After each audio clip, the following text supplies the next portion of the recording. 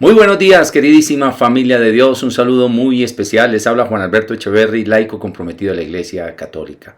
Bienvenidos una vez más a esta meditación y oración del Evangelio del viernes 10 de marzo de 2023. Gracias por estar presentes. Una cordial bienvenida para aquellos que se vinculan por primera vez a este canal. Somos una gran familia de Dios a los pies de la palabra del Señor.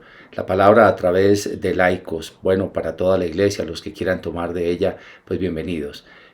Hoy, como siempre, vamos a orar, vamos a pedir la inspiración del Espíritu Santo, no sin antes recordarte el próximo retiro en Puebla, que es ya próximamente el próximo fin de semana, 18 y 19 de marzo, en Puebla. Puedes buscar todos los datos en Facebook a través de Cristo Vive Hoy Puebla. Allí vas a encontrar todos los datos para que te suscribas a este retiro. El retiro se va a llamar Vivir en Libertad. Vamos a hablar de 7 puertas de libertad en la vida de una persona. Pues como siempre vamos a disponernos para la oración en el nombre del Padre, del Hijo y del Espíritu Santo. Amén. Dios Padre de amor, de bondad, de misericordia, queremos darte gracias por todo lo que derramas sobre tus hijos. Queremos alabarte y bendecirte, Señor, porque cada día es una experiencia nueva para nuestra vida. Cada día es un don que tú nos regalas. Nos has permitido llegar hasta este día 10 de marzo y por eso te alabamos y te bendecimos, porque nos das la oportunidad de la conversión, de la reparación y también de disfrutar la vida, que es un don maravilloso que tú nos has dado. Padre, como siempre te queremos pedir perdón en el nombre de Jesucristo por todos nuestros pecados, porque sabemos que te hemos ofendido de una o de otra manera. Seguimos cayendo en las mismas cosas todos los días. Perdónanos, Señor, por la mentira, por el orgullo, por la pereza, por la soberbia, por la murmuración, por el chisme, por la vanidad. Perdónanos, Señor, por la infidelidad, por los actos de desamor, por los malos pensamientos, por la ingratitud. Perdónanos, mi Jesús. Seguimos cayendo en tu presencia. Perdón, Señor. Ten misericordia de nosotros. Y también queremos pedirte hoy que renueves en nosotros la unción de tu Santo Espíritu. Ven, Espíritu Santo Paráclito, ven y llénanos de tu presencia, ven, ilumínanos con tu amor, ven y visita nuestro corazón, nuestros hogares, nuestro trabajo. Ven, Santo Espíritu de Dios, y regálanos hoy el don del entendimiento y de la sabiduría para poder comprender y discernir esta palabra que hoy vamos a proclamar. Padre Santo, también te pedimos el don de la humildad para saber que en esta palabra siempre hay algo que aplicar en nuestra vida. Todo esto, Padre, lo pedimos en el nombre de Jesús y por la intercesión de la Santísima Virgen María. Amén y amén. Pues gracias, mis queridos hermanos. Vamos de lleno entonces con la lectura. Hoy la primera lectura tomada del libro del Génesis, en el capítulo 37, versos 3 al 4, del 12 al 13a y del 17b al 28. Todo el libro del Génesis, este capítulo del 37 es bastante largo, por eso la iglesia hoy nos lo resume. Dice así: Israel amaba a José más que a todos los otros hijos, porque le había nacido en la vejez, y le hizo una túnica con mangas. Al ver sus hermanos que su padre lo prefería a los demás, empezaron a odiarlo y le negaban el saludo. Sus hermanos trashumaron a Siquén con los rebaños de su padre. Israel dijo a José: «Tus hermanos deben de estar con los rebaños en Siquén. Ven, que te voy a mandar donde están ellos». José fue tras sus hermanos y los encontró en Dotán. Ellos lo vieron desde lejos y antes de que se acercara, maquinaron su muerte. Se decían unos a otros: «Ahí viene el soñador, vamos a matarlo y a echarlo en el aljibe. Luego diremos que una fiera lo ha devorado. Veremos en qué paran sus sueños». Oyó esto Rubén, e intentando salvarlo de sus manos, dijo: «No le quitemos la vida», y añadió: «No derramaréis sangre. Echadlo en este aljibe, aquí en la estepa, pero no pongáis las manos en él». Lo decía para librarlo de sus manos y devolverlo a su padre. Cuando llegó José al lugar donde estaban sus hermanos, lo sujetaron, le quitaron la túnica con sus mangas que llevaba puesta. Lo cogieron y lo echaron en un pozo. El pozo estaba vacío, sin agua. Luego se sentaron a comer y al levantar la vista vieron una caravana de ismaelitas que transportaban en camellos goma, bálsamo y resina de Galaad a Egipto. Judá propuso a sus hermanos: «¿Qué sacaremos con matar a nuestro hermano y con tapar su sangre? Vamos a venderlo a los ismaelitas y no pongamos nuestras manos en él, que al fin es hermano nuestro y carne nuestra». Los hermanos aceptaron. Al pasar, unos mercaderes madianitas tiraron de su hermano y lo sacaron a José del pozo. Lo vendieron a unos ismaelitas por 20 monedas de plata. Estos se llevaron a José a Egipto. Palabra de Dios, te alabamos, Señor. Bueno, mis queridos hermanos, tenemos aquí la historia de José, el hijo de Jacob, que es el mismo Israel. Recordemos que Jacob es el mismo Israel, que el ángel le cambió el nombre cuando batalló con el ángel, donde le dice, ya no te llamarás Jacob, sino te llamarás Israel, porque has luchado con Dios y los hombres y has vencido. Pues este Jacob tuvo 12 hijos de diferentes mujeres, entre los cuales están realmente las 12 tribus de Israel. De aquí nacen todas las tribus de Israel, pero de aquí nace también José, que es el hijo menor de Jacob, que le nació en la vejez, como nos lo narraba la palabra del Señor. José es la prefigura de nuestro Señor Jesucristo. Y cuando decimos prefigura es como un modelo predeterminado antes de lo que iba a ser nuestro Señor Jesucristo. Por eso toda esta historia de José es muy similar a la historia de Jesús, porque los hermanos quisieron matar a nuestro Señor Jesucristo. En efecto, a nuestro Señor Jesucristo sí lo mataron. Pero bueno, en José hay toda una historia maravillosa porque es una historia de ayuda y también de salvación a sus hermanos en tiempo de dificultad, que se complementa perfectamente en la historia de nuestro Señor Jesucristo, pues por él hemos tenido todos la salvación de cada uno de nosotros para entrar en el reino de los cielos. Bien, vale la pena añadir que en esta historia pues hay dos hermanos muy importantes. Entre ellos se llama Rubén, que es el primero que piensa en que no debe matar a su hermano. Y entonces los persuade más bien de ponerlo en un pozo. Pero luego viene otro, que es Judá. De aquí nacen la tribu de Judá, por ejemplo, es una tribu maravillosa, que ahí es donde vienen los judíos, la tribu del león de Judá, donde desciende nuestro Señor Jesucristo.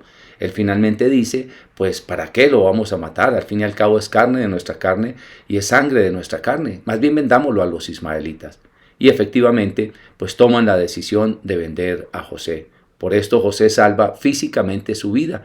Lo que no saben sus hermanos es que más adelante este José se iba a convertir en el salvador precisamente de todos ellos cuando hubo una gran escasez de comida en toda la región.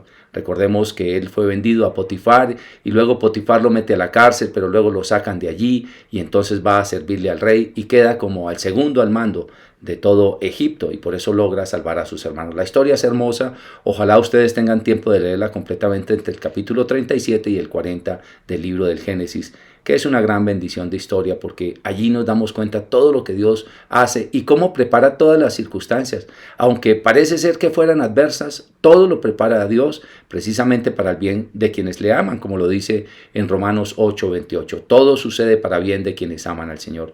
Muchas cosas nosotros no entendemos. A veces no sabemos por qué este hermano se fue, por qué tuve una discusión con uno, con el otro. No sabemos exactamente cómo Dios va a utilizar a las personas, las circunstancias, la vida, los acontecimientos para rendir un mayor bien para cada uno de nosotros.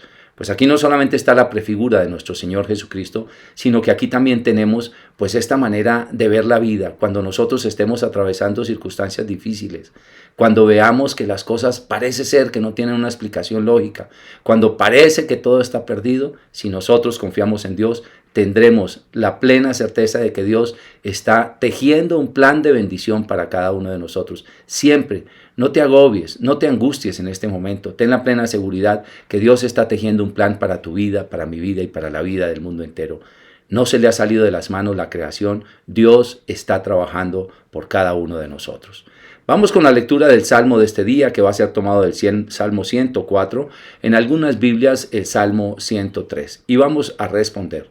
Recordad las maravillas que hizo el Señor. Recordad las maravillas que hizo el Señor. Llamó al hambre sobre aquella tierra, cortando el sustento de pan. Por delante había enviado a un hombre, a José, vendido como esclavo.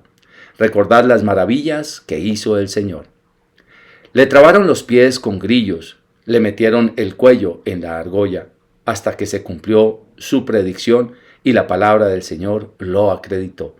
Recordad las maravillas que hizo el Señor. El rey lo mandó desatar, el Señor de pueblos le abrió la prisión, lo nombró administrador de su casa, Señor de todas sus posesiones. Recordad las maravillas que hizo el Señor. Gloria al Padre, y al Hijo, y al Espíritu Santo, como era en el principio, es ahora y siempre, por los siglos de los siglos. Amén. Bien, mis queridos hermanos, esta hermosura de Salmo 104, no se te olviden las Biblias, en algunas Biblias 105, es un salmo que nos narra la historia de José, pero también la historia de nuestro Señor Jesucristo. La palabra de Dios es maravillosa.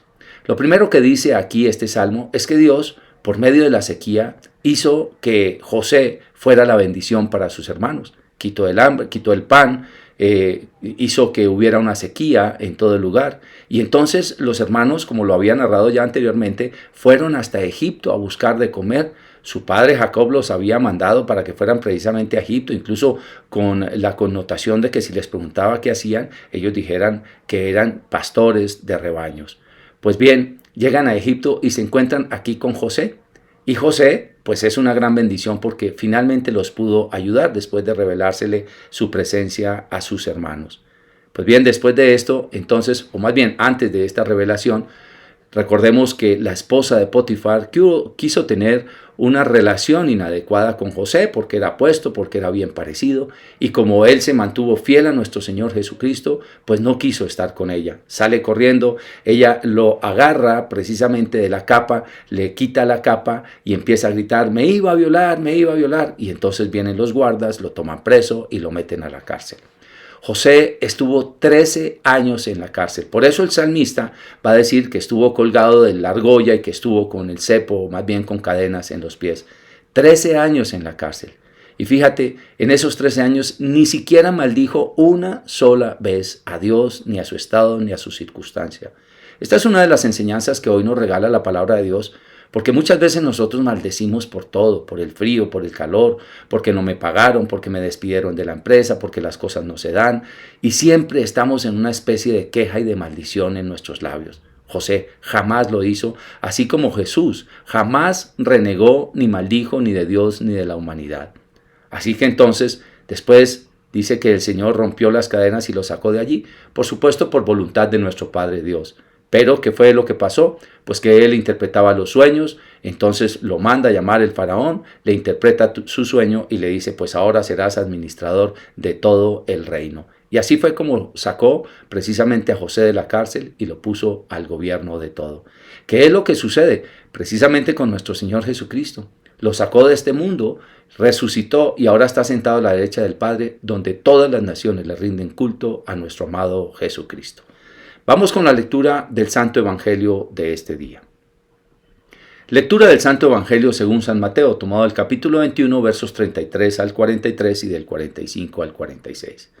Dice así: En aquel tiempo dijo Jesús a los sumos sacerdotes y a los ancianos del pueblo: Escuchad otra parábola.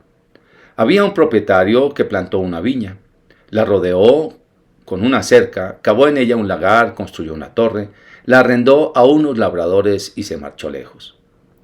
Llegado el tiempo de los frutos, envió sus criados a los labradores para percibir los frutos que le correspondían.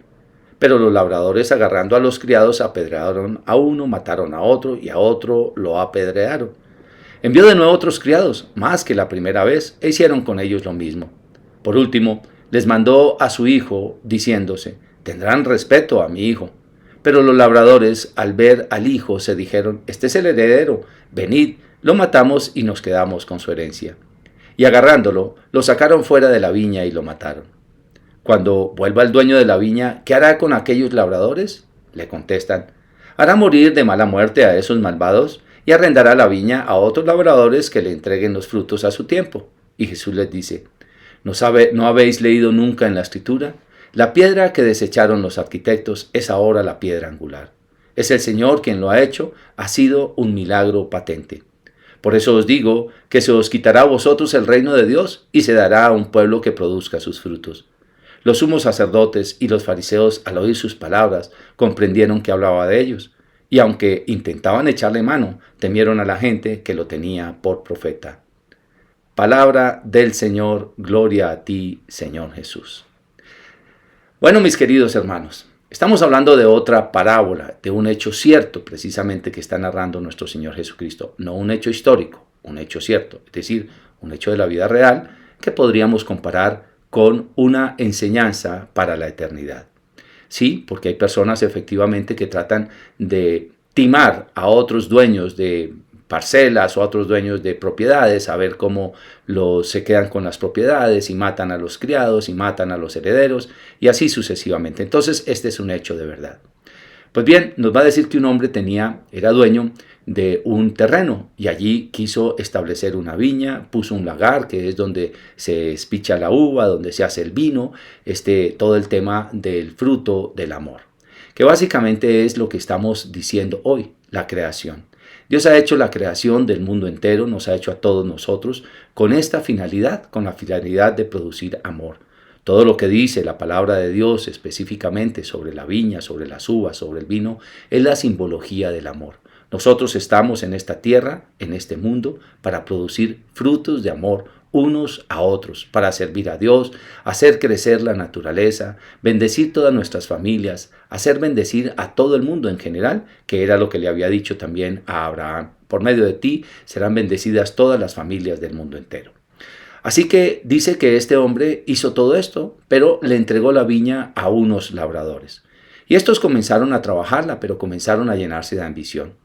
Vienen entonces algunos trabajadores del dueño de la viña y como los ven llegar, entonces lo que hacen es matarlos. Lo que hacen es apedrearlos. Claro, estos simbolizan los profetas, que podemos darnos cuenta que en el Antiguo Testamento hay muchísimos profetas que vienen a hablarle al pueblo de Dios.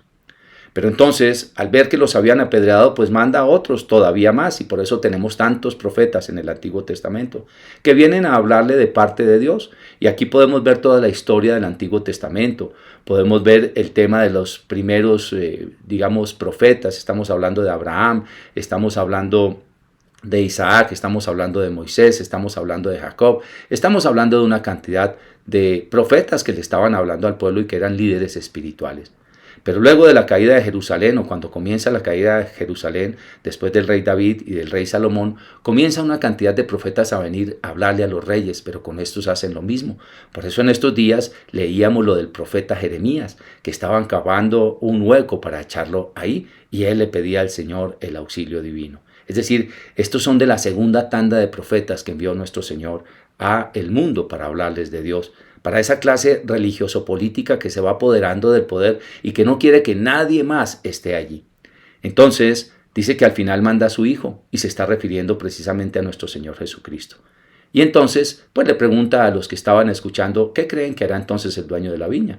Entonces dice, pues lo que hará es que vendrá y le quitará la viña a estos y los hará matar o los hará correr una suerte terrible, con una muerte terrible. Y entonces Jesucristo dice, ¿no han escuchado lo que dice la Escritura? Que la piedra que desecharon los constructores se ha convertido en piedra angular. ¿Cuál es la piedra angular? Es la que está en el centro del arco, es esta mitad que sostiene toda la edificación, toda la estructura. Esa piedra que no todas son piedras especiales para hacer piedra angular, por eso muchos desechaban las piedras y no podían tomar algunas de ellas para que fueran piedra angular. Pero Jesucristo era la piedra angular perfecta, aquella que quisieron desechar los constructores.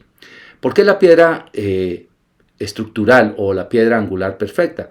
Pues sencillamente porque es la piedra de la santidad. Es el único santo que podía sostener todo el edificio de construcción espiritual en Dios y de santidad. Nuestro Señor Jesucristo, donde todos nos sostenemos en nuestro Señor Jesucristo. Pues entonces dice que a Él precisamente será la piedra angular. Es un milagro que Dios ha hecho y nadie lo va a quitar. Por eso Jesucristo muere y resucita. Y vamos a leer la última parte de este texto que me parece maravilloso. Dice aquí, es el Señor quien lo ha hecho, ha sido un milagro patente. Por eso os digo que se os quitará a vosotros el reino de Dios y se dará a un pueblo que produzca frutos. Esta es la palabra más importante de este texto bíblico en este día. Es para un pueblo que produzca frutos. Es decir, que todo este mundo, toda esta creación que Dios ha hecho, toda esta hermosura, toda esta inmensidad, es precisamente dada para aquellos que producen frutos de amor. Recordemos esto, que no se nos olvide. La pregunta para nosotros sería, ¿nosotros seríamos capacitados para ese reino de los cielos, para estar dando fruto a su debido tiempo a nuestro Dios? O también somos de estas personas que sienten egoísmo, somos de estas personas que sienten envidia, que se quieren apoderar del poder, de la comodidad, del placer, que son los que tiranizan al mundo entero, o somos personas realmente humildes, sencillas, sensatas, que producen frutos de amor todos los días. Recuerda que eso significa el viñedo. El viñedo significa un lugar donde se produce el vino del amor, y por eso es que la Santísima Virgen María hace que se multiplique el vino por medio de nuestro Señor Jesucristo en las bodas de Caná de Galilea. ¿Por qué? Porque ella quiere que se produzca el amor. Eso es lo que quiere nuestra Santísima Virgen María. No quiere que los novios, que somos todos nosotros, la humanidad, se quede sin el vino del amor. Y por eso le dice a Jesús, Maestro, no tienen vino. ¿Y qué tengo que ver contigo, mujer? Todavía no ha llegado mi hora. Y ella inmediatamente dice, haced lo que Él os diga. Como quien dice, por encima de que no sea tu hora, yo sé que tú escuchas mis ruegos y el mundo puede llenarse de amor. Todos somos llamados a ser nuevos sembradores del amor. Todos, absolutamente todos. Así es de que no te quedes sin dar tu parte precisamente a este mundo y dile al Señor, aquí está tu Hijo para dar frutos de amor. Dios Padre de amor, de bondad, de misericordia, queremos darte gracias por esta bendita palabra de este día. Gracias, Señor, porque hoy declaramos que somos de Cristo y para Cristo. Gracias, Señor, porque hoy declaramos que efectivamente hemos pecado y nos hemos equivocado, pero queremos reparar el camino y queremos dar frutos de amor en nuestra vida para Dios. Ayúdanos a ser fieles y perseverantes en este camino de fe y de oración. Todo esto, Padre, te lo pedimos en el nombre de Jesús y por la intercesión de la Santísima Virgen María. Amén y amén. Pues muchas gracias, mis queridos hermanos. Dios me los bendiga a todos. Si Dios quiere, nos vemos mañana en un nuevo video. Y no se les olvide, tenemos el retiro próximo 18 y 19 de marzo en Puebla. Pueden buscarlo allí en Facebook como Cristo Vive Hoy Puebla. Cristo Vive Hoy Puebla. Ahí puedes encontrar todos los datos. Y también, si tú crees que este video le sirve a alguien, te invito a que tú lo compartas y también a que te suscribas al canal. Dios te bendiga y si Dios quiere, nos vemos mañana en un nuevo video. Chao, chao.